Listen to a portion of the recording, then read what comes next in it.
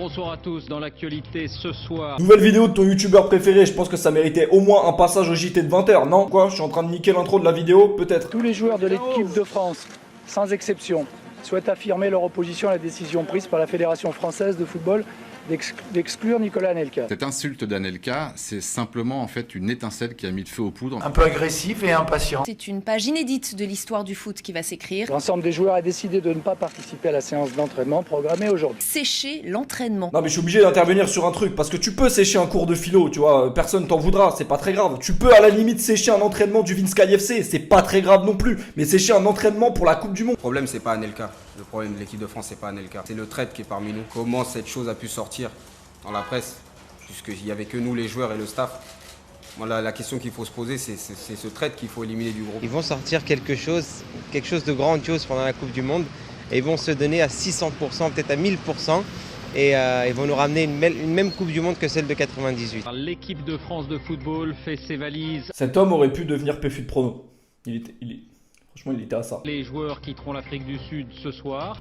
Florent Malouda est parti le premier sans dire un mot. Nicolas Sarkozy s'empare du dossier. Il recevra Thierry Henry demain à Paris. Le désastre, avec une équipe de France où des caïds immatures commandent à des gamins apeurés. Ah oui, non, là, cette bonne vieille Roselyne, elle faisait référence à ce bon vieux Johan Gourcuff. Il arrive dans l'équipe de France. Imaginez-vous juste un peu. Très bien élevé, très poli. Il arrive et se fait voler son goûter par les racailles, les voyous de l'équipe de France. Non, ouais, apparemment, Franck Ribéry, il le chahutait un peu, il le bousculait un peu. Rien de grave, hein, tu vois, un petit mollard dans l'œil par là. Un coach désemparé et sans autorité. Un coach désemparé, là, je suis d'accord avec Roselyne. Vraiment désemparé, parce que le Boug, c'est quand même un coach qui a demandé sa femme en mariage 10 minutes après une élimination à l'Euro. Qu'un seul projet, c'est d'épouser Estelle.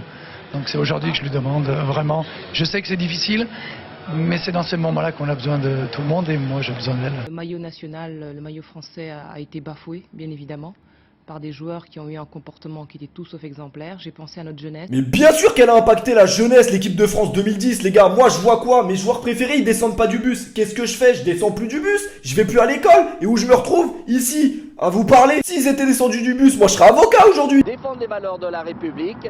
Ils se battent, ils mouillent le maillot.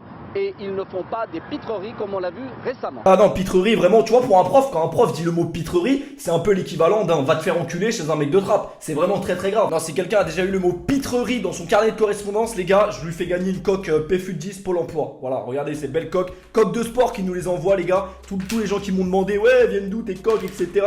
Des coques incroyables, les mecs. Vous mettez tout sur le site là. Dans la description, première ligne, je vous mets le site. C'est des coques, elles sont incroyables. Tu peux les. Ils se comportent comme des jeunes voyous. Elles sont belles, parce que franchement, voilà, PFU de Pôle emploi quand même. Coque de sport, première ligne de description, allez-y les gars, c'est pas cher, il y a des coques incroyables, c'est validé par tout le monde, même les joueurs de foot, ils ont des coques de sport, donc qu'est-ce que t'attends? Alors qu'ils sont payés des milliards et ils mouillent même pas le maillot, je suis dégoûté. Un mondial pourri. Une équipe de merde. On va s'intéresser à celui qui incarne l'espoir pour le football français, Laurent Blanc. Ok, c'est bon, on a compris. Avec Laurent Blanc, 44 ans, viendra peut-être l'heure de la grande lessive. Va-t-on revoir en bleu Anelka, l'exclu de la bande, Evra, le meneur de la fronde, et les deux anciens Gallas et Henry? Même Ribéry est en sursis. Laurent Blanc, c'est quand même quelqu'un qui aspire la confiance. Hein. Et le respect. C'est une fiotte. Désastre, Nicolas Sarkozy, grande lessive, pitrerie. Ok, mais qu'est-ce qu'a fait l'équipe de France pour que ce soit aussi grave, bordel? Non, mais est-ce qu'on en fait pas un peu trop? Ok, ils sont pas descendus du bus, c'est pas très bien, mais ils ont pas non plus violé une fille, hein, je crois pas. C'est l'histoire du plus grand scandale sexuel du sport français.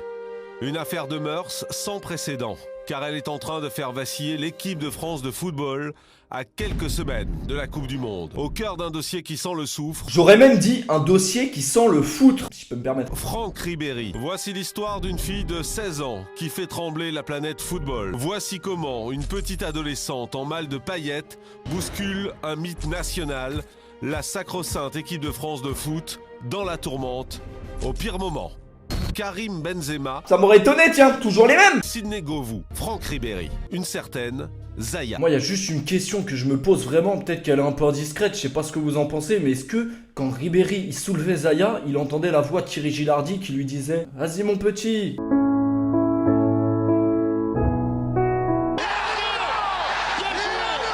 Le cauchemar ne fait que commencer, car les écoutes vont révéler une information beaucoup plus compromettante. En fait, Un détail, mais très grave. C'est un détail c'est pas très important. Car Franck Ribéry et Karim Benzema auraient eu des relations avec Zaya alors qu'elle n'avait que 16 ans. Oh, bizarre. Et ça change tout. Non mais j'imagine trop Karim Benzema à la PJ montrer des photos Insta de Zaya. Mais frérot, tu vois, franchement, elle fait 16 ans ou pas? T'es mal et un ce qu'elle a. Elle est mineure. Et ça change tout. Non, plus sérieusement, salut tout le monde, c'est Pauletta. J'espère que tout le monde va bien. Red Bull dégradé au sécateur. Je pense que cette vidéo va être incroyable. Je sais, j'étais pas trop présent sur YouTube ces 2 dernières semaines, mais c'est parce que je charbonne sur un très gros projet en ce moment. De quoi je dors? Dormir est un projet qui me demande beaucoup de temps, c'est vrai. Bref, je suis de retour avec A90 comme vous les aimez, comme vous... Tu sens ou pas? T'es mal pif. Tu le sens ou pas la poussière? Ça sent la poussière ce que je vais vous proposer aujourd'hui, comme on aime un 90 à l'ancienne, un 90 qui raconte quelque chose. Moi je suis un peu l'homme qui vous raconte des histoires, tu vois. Vos parents c'était Pierre Bellemare, bah vous direz à vos gosses, moi j'ai connu les 90 de Péfut et ça c'était fabuleux. Parce que les 90 à la base, bien sûr que c'est des matchs de fou, bien sûr que c'est des matchs où il y a du spectacle, des buts, des grands joueurs, mais pas seulement les 90, c'est surtout des matchs qui ont marqué l'histoire du football, qui l'ont changé à tout jamais, tu vois. Même si un jour on a Alzheimer, ou même si on a Alzheimer, bah ces matchs là on s'en rappellera toujours. Viens Alzheimer, viens, tu crois que je vais oublier le coup de boule de Zizou sur Materazzi? Viens, Coupe du Monde 2010. Non parce que c'est bien, on est champion du monde, tout ça c'est bien. Mais 8 ans avant, vous vous souvenez ou pas les gars? On n'était pas au sommet du monde en 2010 les gars, on était au fond du bus. Mais vraiment au fond du bus. Et vraiment, tu vois la place tout au fond? La place des voyous. Les gars, ne vous asseyez pas à cette place. Tous les gens que j'ai connus qui s'asseyaient au fond du bus, les gars ils ont mal fini, je vous jure que c'est vrai. Soit aujourd'hui ils ont toujours pas le permis, soit ils ont fait un gosse à une meuf qui a le sida, soit aujourd'hui ils sont un freine. C'est bon, ça t'a convaincu le fond du bus? Bah voilà, maintenant tu regarderas plus jamais la place du fond de la même manière grâce à moi. Mais toute cette mascarade de l'équipe de France 2010 les gars, tout ça aurait pu être évité avec un match. Nous sommes le 18 novembre 2009 au Stade de France, France-Irlande, match de barrage.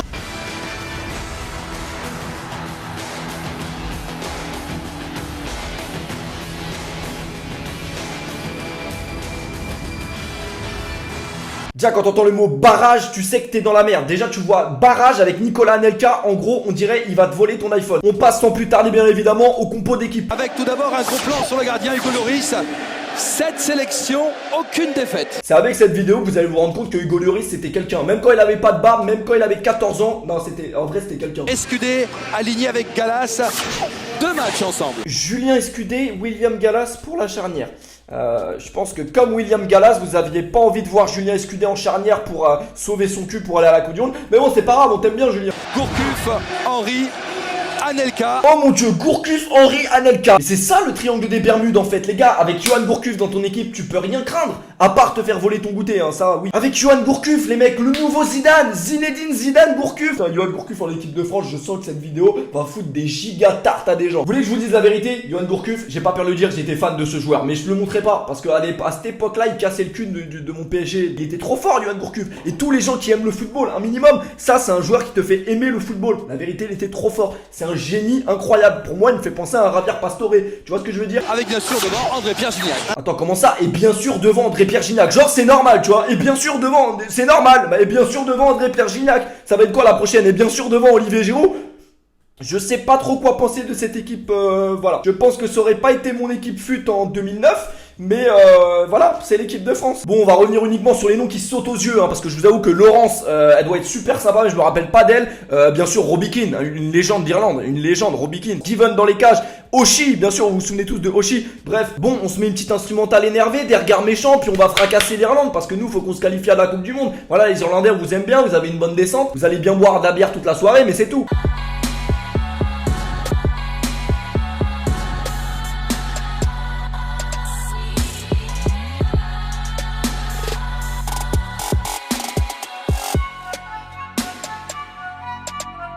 Alors attends, avant de commencer ce match, ce maillot de l'équipe de France est le plus abominable de l'histoire du football. Je tiens à vous le dire. Moi, peut-être parce qu'il me rappelle trop de mauvais souvenirs, je sais pas. Mais c'est pas possible. Non mais sérieux, vous vous souvenez de ce maillot? On dirait que le maillot, il avait un cartable intégré. Genre, j'avais l'impression Gignac, il avait un sac avec lui en plus. Il était pas assez lourd comme ça. Ceux qui l'ont encore chez vous, ce maillot-là, les gars, c'est une malédiction. Hein. Brûlez-le, vendez-le sur Vinted, je sais pas, mais faites quelque chose. À tout moment, un non-voyant, il va vous l'acheter, il va pas capter, mais vendez-le. Juste avant de commencer cette vidéo, ce match m'a coûté 2,99 €. Je vous jure que c'est vrai. La vérité, j'ai pas réussi à trouver les images de ce match France-Irlande. On dirait qu'il a voulu être effacé des mémoires, effacé de l'histoire. Mais non, c'est pas comme ça. Moi, je suis là pour rappeler aussi les mauvais souvenirs. Tu vois, ton pote qui a une meuf fraîche aujourd'hui, des fois, quand il te clash, faut lui rappeler par où il est passé quand il était plus jeune. Hein. Ça lui fera pas de mal. J'ai essayé de l'avoir gratuit, mais impossible. J'entendais la voix de Dacour qui me disait, y a pas de petit bénéf, 2,99 €, tu peux avoir 3 canettes. J'ai essayé, mais j'ai pas trouvé. Du coup, j'ai dû payer 2,99 €. Juste pour vos beaux yeux, vraiment, donc voilà. Donc la prochaine fois qu'on se voit en vrai, ça fera 2,99€. C'est bon? Ça va? Non, par contre, si vous traînez avec des potes qui vous disent hey, gros, tu peux me rendre les 12 centimes que je t'avais donné quand t'avais été à la supérette? Bah ce genre de gens là, il faut les rayer de la liste d'amis, vraiment. De quoi? S'il est de confession juive, ça passe? Une fois à la limite, une fois ça peut passer. Comme tout bon 90, faut pas arriver en retard, c'est vrai. Mais c'est aussi pour ça que je vous ai mis un reportage de 3 minutes au début de la vidéo. Fallait pas arriver en retard au reportage. Vous avez vu les compos, il y a du Schillaci, du Julien Escudé. Vous vous attendez à quoi les gars? Vous vous attendez à voir le Brésil de Rivaldo ou quoi? Ah oui, oh là, on le voit bien, le coup de droit.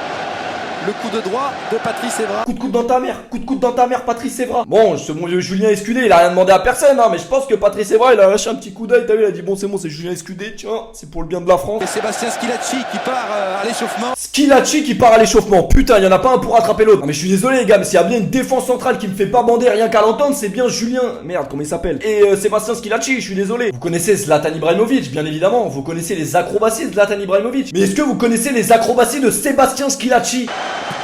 Et c'est Schillaci qui l'a touché. Et Serra évidemment de... C'est du billard. À Lorenz. Oh la sortie impeccable. Extraordinaire Hugo Lloris. C'est un concret favorable. Heureusement de saluer son coup. Si osait y aller. Il faut y aller. Il est extrêmement concentré sur le ballon sans tenir compte des coups éventuels qu'il peut prendre. Et ben la vérité que je me souvenais pas de toutes les actions de ce match, mais je vous jure que cette action là d'Hugo Lloris, ça m'avait marqué parce que il va à la guerre le garçon. Et franchement aujourd'hui on peut le dire, Hugo Lloris bordel de merde c'est quelqu'un. Oh mais vous vous rendez compte que s'il lui touche le crâne là on gagne pas la Coupe du Monde en 2018? Est-ce que vous vous en rendez compte les mecs? 9. 1-2, il va pouvoir centrer Neuf. Le centre de Neuf, attention. On l'a vu. Ouverture du score de Robikin. Ouverture du score pour l'Irlande. Magnifique but. Oui. Extrêmement naïf. Face à 12 000 Irlandais là-bas. Regardez le club irlandais. Tout est à refaire. Égalisation parfaite sur l'ensemble des deux matchs. Fait un peu frais, juste pour rappel, on a gagné le match 1-0 en Irlande. Mais bon, là, vu qu'il y a 1-0 pour l'Irlande, bah ça fait 1-1 et c'est égalité parfaite quoi. Robikin, 49 ans, il climatise le Stade de France comme ça. On peut pas jouer. Et bien sûr que TF1 fait des gros plans sur des supporters de l'équipe de France qui ont perdu leurs cheveux parce que cette équipe de France là. C'est la mi-temps. C'est la mi-temps. Égalité parfaite entre la France et l'Irlande. Mi-temps au Stade de France, l'équipe de France rentre au vestiaire sous la bronca du public, les gars. À la mi-temps, va falloir changer de short parce qu'ils se sont chiés dessus. Il faut dire que l'équipe de France a chaud. Ils veulent pas, ils ont chaud. Ah oui, par contre, juste j'ai payé 2,99€, donc vous allez vous manger les pubs de l'époque aussi. Non, parce que 2,99€, t'as tout. T'as même les pubs qui sont passées ce jour-là. Donc les gars, on va se régaler. Je vous jure que c'est pas du fake. ILCL, c'est tout LCL 100% en ligne. Sinon, on vous rembourse jusqu'à 100€. Là. Tu viens de marquer un but. Avec ILCL, une vraie banque s'engage. 100%. Putain, le Crédit Lyonnais, ça se voit qu'il jouait pas encore au Real, le bouc. Vous pensez que Rihanna, vous pensez vraiment qu'il aurait fusillé Rihanna s'il lui avait dit je suis chez le Crédit Lyonnais? J'ai des doutes.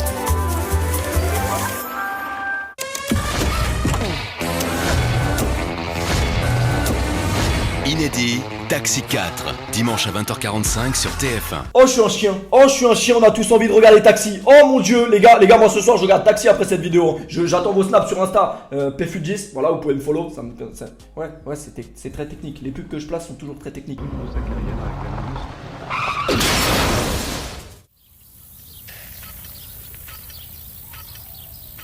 C'est bon, on a bien rigolé, j'ai calmé l'ambiance. Bah t'avais qu'à mettre ton clignotant toi aussi. En fait, il y a 90 000 applications pour à peu près tout.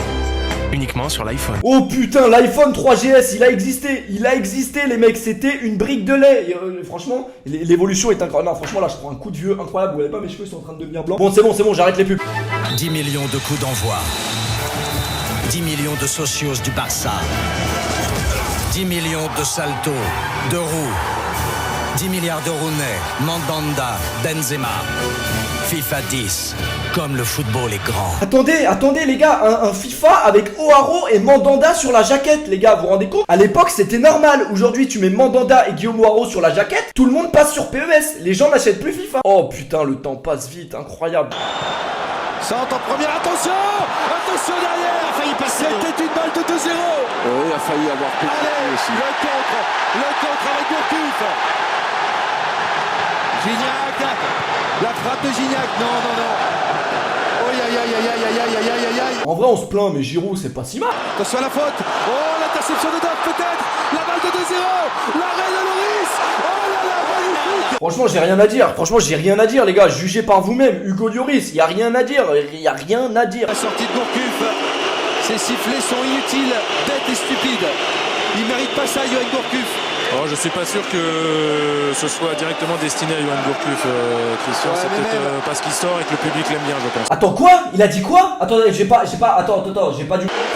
Christian, c'est peut-être parce qu'il sort et que le public l'aime bien, je pense. Et voilà, tout s'explique. C'est pour ça qu'on siffle Neymar au Parc des Princes. Parce que dans le fond, on l'aime bien. Et évidemment, la déception de Karim Benzema qui sait qu'il ne pourra pas rentrer. Oh non, la carrière de Benzema aussi en équipe de France, c'est terrible. On va jouer la prolongation. Un partout à l'issue des deux matchs, match aller, match retour. Prolongation, les mecs. T'imagines ou pas? Quand tu vas sur Fut Champion et que tu finis au penalty, t'as chaud de ouf. Mais là, les gars, c'est une qualification à la Coupe du Monde. Ballon dosé dans la surface pour ce qu'il a fait. Ils sortent pas. Il bute, ça but, cet enfant de filet, c'est Thierry Henry, c'est fabuleux. Il s'est passé quelque chose, le but. Oui, la France qui égalise, alors que Damien Duff réclame quelque chose. Guiven est furieux. Chez Guiven est furieux. Attention. Oui, parce que l'arbitre s'est rapproché de son arbitre assistant. Attention, on va revoir tout ça. Là, il y a hors-jeu déjà. Il y a hors-jeu. Non, c'est Damien Duff qui va prendre un carton jaune. Mais là, il se passe quelque chose. Non, c'est la main de Thierry Henry. C'est bien ce que je dis. Et c'est Galas. Non, mais c'est main de Thierry Henry. Oui. Et il y a main de Schilacci aussi. Oui, il y a main de Thierry Henry. Bien sûr, c'est ce qu'il reproche. Ouais. 100%. T'as vu, j'ai vu, Gilbert Montagnier a vu, tout le monde a vu. L'arbitre a pas vu. Non mais les gars, c'est quand même c'est le plus gros scandale de l'histoire du football. Après peut-être la main de Dieu, bien sûr.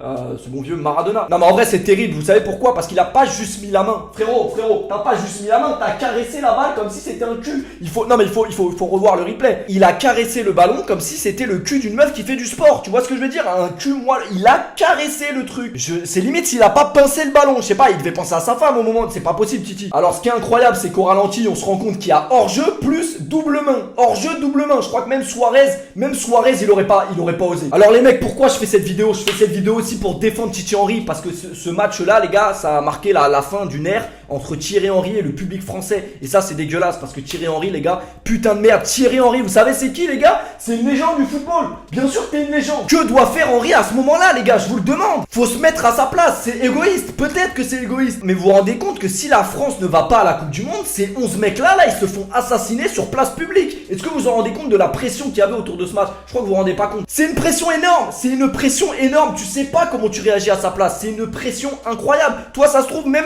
au five, frérot, t'aurais mis la main, t'aurais rien dit. Mais là, les gars, c'est pas un five.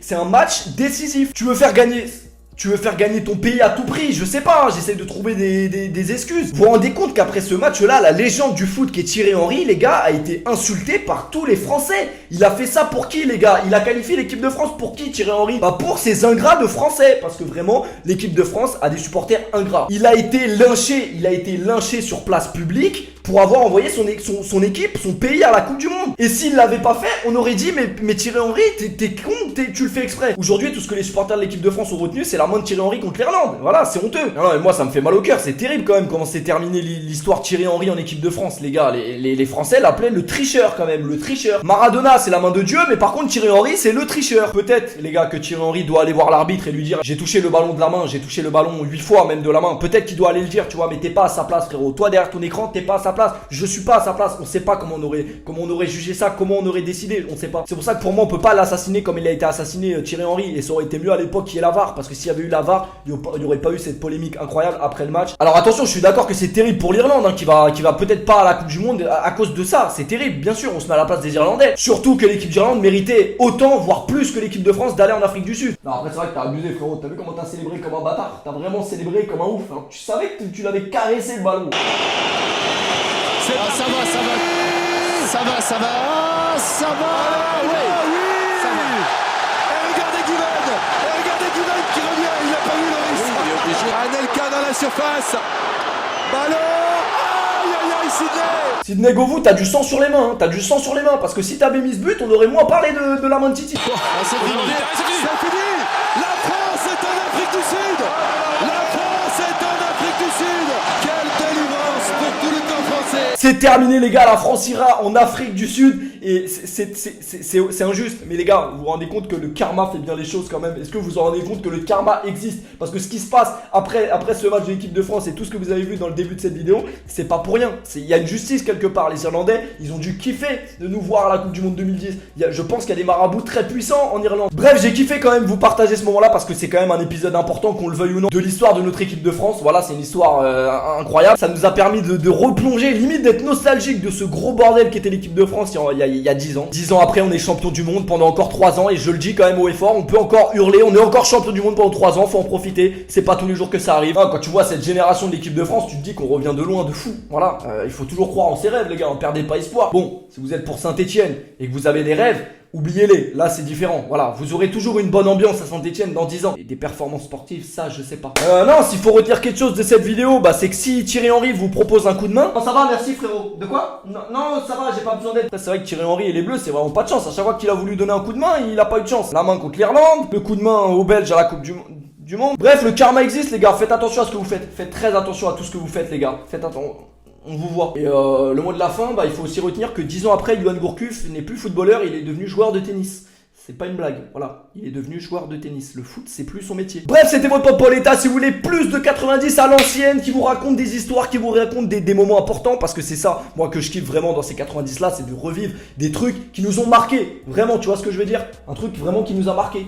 Carrément, c'est pas un match, c'est un tatouage. Bref, c'était votre pote Pauletta. Pensez à vous abonner, à liker, à faire tourner, parce que les gars, on n'est même pas encore 1 million sur cette chaîne YouTube, alors que les gars, quand même, de quoi on mérite pas d'être 1 million, on mérite d'être 4 millions même. Mais vas-y, t'inquiète, c'est pas grave, on vous voit les rageux. Portez-vous bien la famille, faites attention à vous. Peace.